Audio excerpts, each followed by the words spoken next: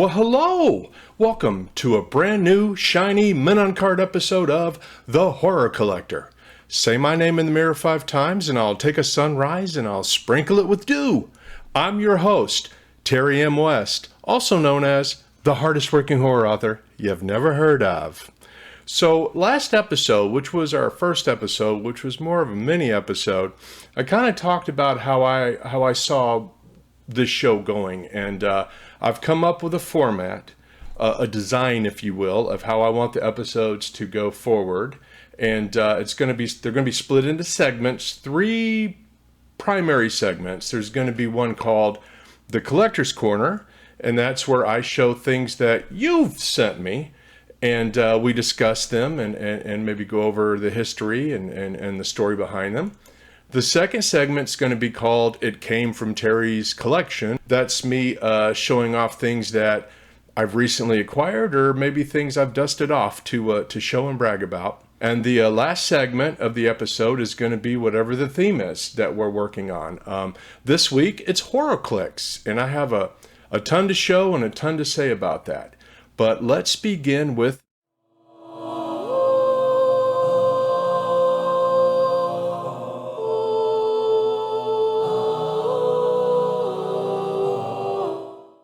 So this is the very first collector spotlight of the Horror Collector. And today we're going to be discussing an item sent by Jennifer Matthews. Now, I've known Jennifer for actually a few years now. She was the first person that submitted an item for me to talk about when I first announced the Horror Collector project a couple of years ago. Now, what Jennifer has submitted for us is an actual, original, authentic I Spit on Your Grave press book. Now, if you're not familiar with I Spit on Your Grave, it's an extremely infamous exploitation grindhouse film. The subject matter is just really hard to sit through, but it's definitely considered a cult classic, and it has a legion of fans. Jennifer sent along a note to go with the pictures of the press book she sent, and I'm going to read it to you. I first saw I Spit on Your Grave when I was 13 because my mom saw the VHS in our local video store and thought the title was cool. This sparked my lifelong love of the film and collecting anything I could find. I came across this original press kit on Etsy after looking for it for years. It hangs framed on my dining room wall along with my other I Spit on Your Grave items. Considering it's over 40 years old, it's in amazing condition. I did a little research on this item. It's actually extremely rare, not an easy item to find. We're going to take a look at a little video I put together so you can see the press book, from the pictures that Jennifer sent.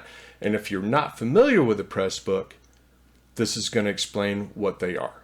Press books were promotional tools sent by film distributors to theaters and newspapers. They were booklets that contained the cast and crew list, movie synopsis, photo stills, and an ad mat. An ad mat was a sheet of print ads of various sizes. Theater owners could send them to the local newspapers to promote the movie at their theater. I don't know if I mentioned it before we went into that video, but the original title of I Spit on Your Grave was Day of the Woman. Now, I just want to say, man, I love press books. I think they're an awesome item to collect.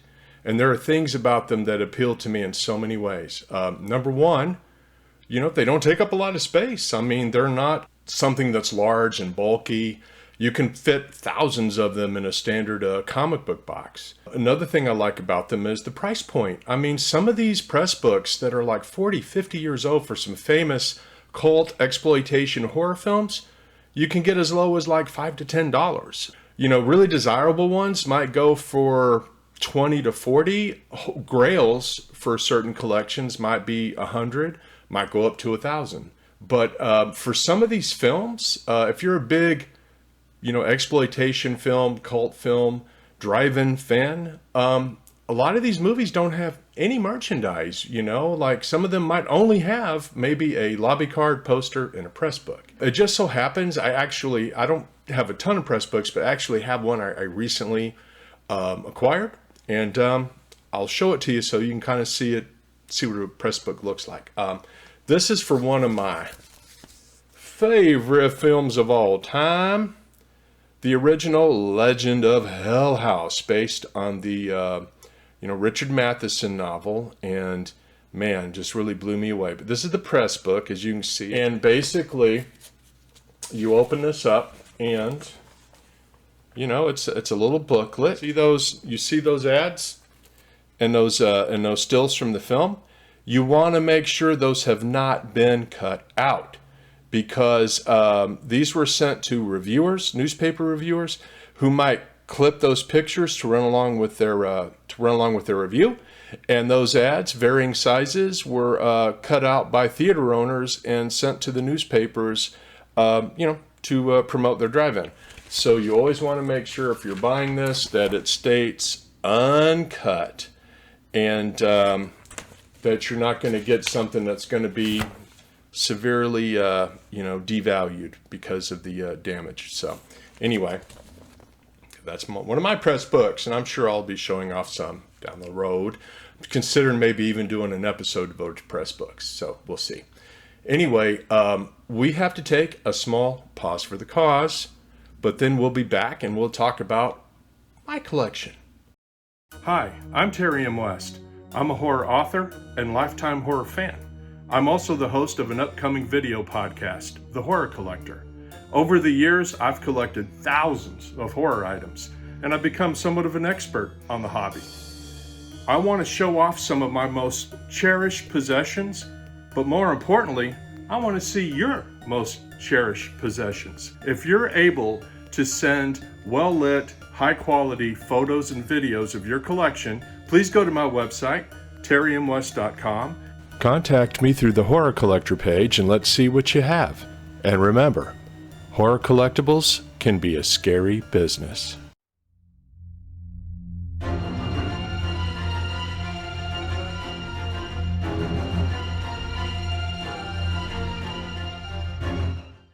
Okay, we're back, and I'm ready to show off some of my stuff. The first item I want to show off is something that, man, I saw and I fell in love with, but it was so freaking expensive. But I finally found an opportunity, and I nabbed it. Because the thing about me is I shop. I do not impulse buy. If I see something I want, I will make sure I'm getting the very best deal.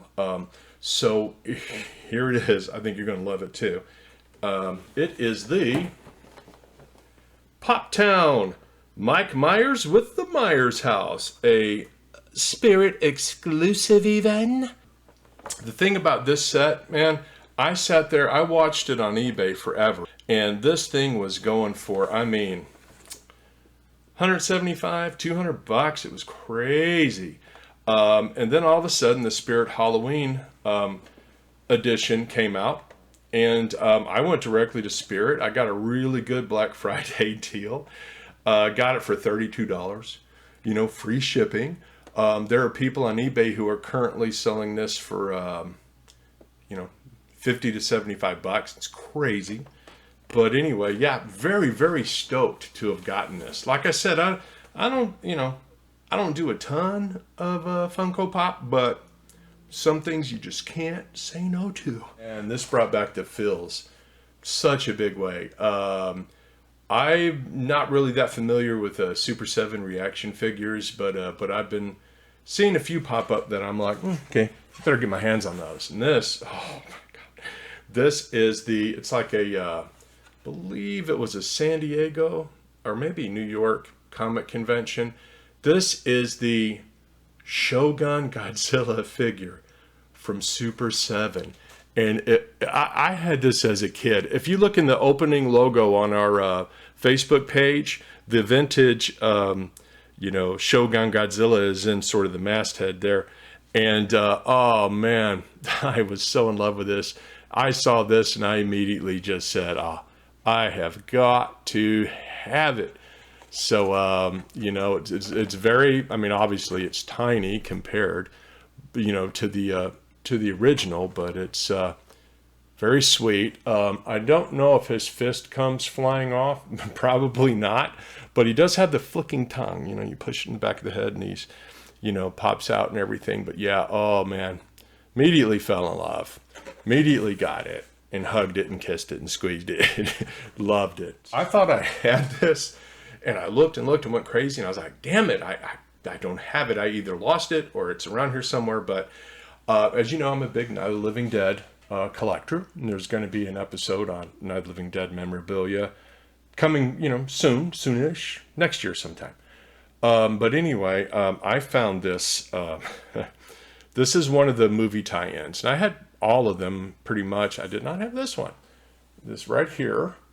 It's the Night of the Living Dead. It's from Pocket Books.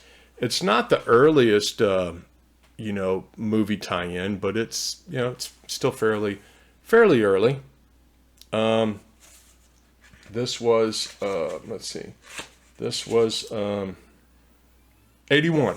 81 this guy was released. So, yeah, really, and I got a very, very sad story to go with this. It's not that sad, but do you see this artwork on the cover there? The ghoul breaking through the wall and, grabbing the woman by the hair.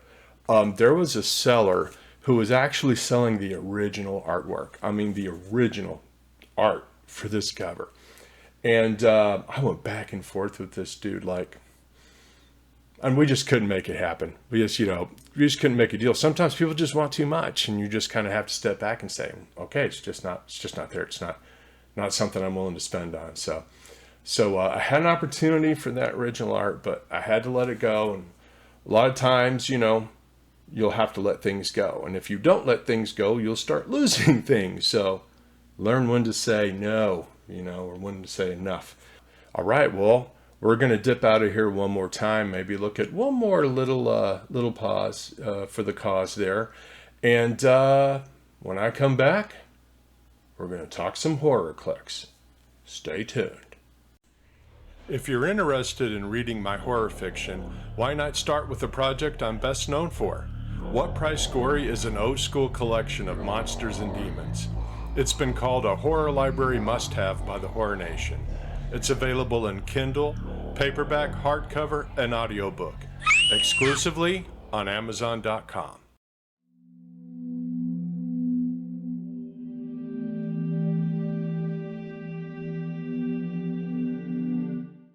Welcome to the last segment of the episode. Now we're going to talk Horrorclix. Now, the thing about Horrorclix, I didn't even know they existed until a little over a year ago. But once I found out they existed, I went deep down the rabbit hole. I went on quite a buying binge. Here's a clip that incorporates photos from my collection, which are right over there, that little red area. That's Horrorclix City. I'm going to share a clip that shows photos from that little location with all the stuff I have. And I'm also going to add a little commentary about Horrorclix itself in case you're not familiar with it. Horrorclix was a wicked fun collectible horror miniatures game. It was released August 2006 and used the WizKids Clix system. Like HeroClix, Horrorclix allowed players to build teams of monsters, demons, ghosts, freaks, bastards of science, and psychopaths that crossed all aspects of the horror genre. There were 4 sets within the Horrorclix line. There was the Horrorclix Wicked Fun set, which was the base, the Lab, Freak Show, and Nightmares. Horrorclix also licensed popular horror properties for collector sets which were sold online. Those sets include Aliens, Predators, Hellboy, and Freddy vs. Jason. Unfortunately, Topps purchased WizKids in 2008 and shut down the WizKids line. Though HeroClix was resurrected by NECA in 2009, Horrorclix stayed dead and buried. Now, what I really dig about Horrorclix, the sculpts are just sick and incredible. So detailed, they're beautiful. When HeroClix first came out, I wasn't that crazy about it. I didn't think the sculptures were that well done. But man, the Horrorclix stuff, just really top notch. Just love it. And even though it hasn't been around for, something like 12, 13 years, it's as popular as ever on the aftermarket. I'm going to show you a few of my, cool sets. And then I'm going to give you my top 13, figures from my collection. and then tell you the things that I really still want to get my hands on, things on my Horrorclix bucket list. But let's start it off with my favorite Horrorclix game set. Holy moly. Freddy versus Jason. Man, I love this set. It took me a while to get it for a decent price, but oh man, I just love this set. And this one actually, Terrence, my son, keeps this in his room because he loves it. It's one of the few sets of mine that he keeps in there. And actually, the way things are piling up, I might have to start storing more stuff in his room. So be careful what you ask for. Now this is cool. This was like the very first sort of game set. It's like the Graveyard Starter Kit. And again, I got a pretty sweet deal on it now. These game sets can go anywhere from like, 30 to like $60 these days. I got them before they really started shooting up. So I was very happy to nab them before they got so expensive. So this was a prototype set, and you can tell that because the figures have a purple ring. This was sent to stores so that they could, get interest in the product and what have you. And it was these six figures. Also included were these victim tokens for the game. So these were the people that I guess you would go after. There's also a Horrorclix map that you could put your figures on to play. There are also game cards. These were cards that you could play. See how it says demo? The characters also have character cards. If you don't have the cards for your figures, they're not worth nearly as much as they are, with cards. And also, bear in mind, you can still get boosters for these figures, but they're so old that the cards usually come completely bowed and dry and cracked. So if you're opening the old packaging, chances are you're going to get some really nasty, gnarly, messed up cards. So yeah, those are the cards that come with figures. And this was a little poster. Sort of gives you the lay of the land of the gang. The things that I've tried to score most in my Horrorclix collection are uniques, limited editions, and gold rings. I love scoring those, and man, they are starting to go off the charts as far as cost goes. But I have managed to get the ones I really dig, and I'm going to list them from 13 to 1. They're tiny, the figures are very small.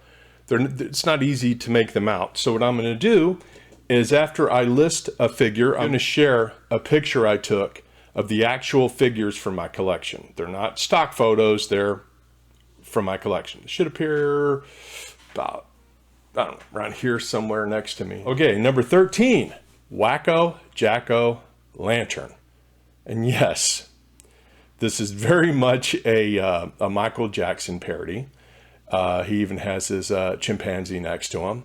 Number 12 is Dr. Van Ractor. I think I'm saying that right. Very disgusting figure of a psychotic doctor. It looks like he's, pulling some wisdom teeth out of a patient there. But it's really gross. I mean, just glorious. I love these figures so much. Number 11, we're talking Mego. And no, we're not talking the world's greatest toys. We're talking a demon from the Cthulhu mythos. Mego is one of the few Horrorclix figures that flies. So, he's got that going for him. Number 10, Rasputin, the Mad Monk. And oh, this figure is just glorious, with just demons and ghosts just flying out of him. One of my favorites for sure. Number 9, Fiji Mermaid. And this is, of course, from the Freak Show set. When you compare these to some of the Horrorclix sculpts at the time, they just blow them totally out of the water. Just really cool art. Number 8, Podmother. And yes, very much in the vein of Audrey 2 from Little Shop of Horrors. Number 7, Dr. Jekyll. And I love the transformation scene they have here. It's just, like I said, it's really cool. R. Lou Guardian. And yes, another sculpture from the Cthulhu mythos. Really, really, really digging this one. Number 5, The Fiend. This is a slightly oversized unique, and it's a prisoner on death row, it looks like, or a prisoner that's come back from death row, maybe. Number 4, Vlad the Impaler. This one is just glorious.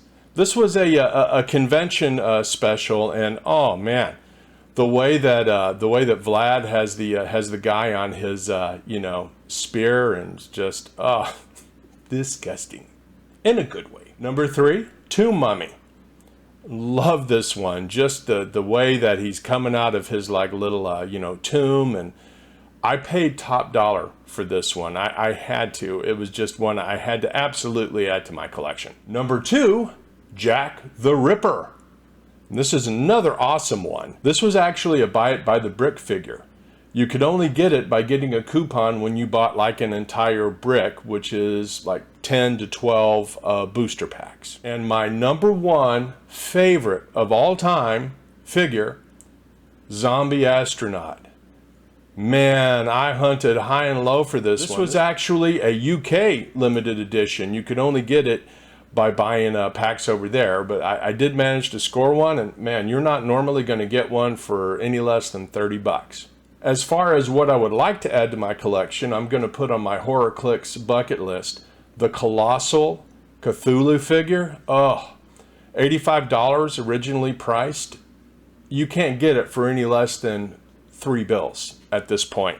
But man, I would love, love, love to add it to my collection. Also, the Marvel Zombie figures. Now, these were figures that you could get in the Supernova set. This was Colonel America, the Hulk, Spider-Man, and Wolverine, the original 4 from the, Robert Kirkman Marvel Zombies comic. Now, the cool thing about these guys is although they were technically HeroClix figures, they had Horrorclix cards. So it was a very subtle crossover.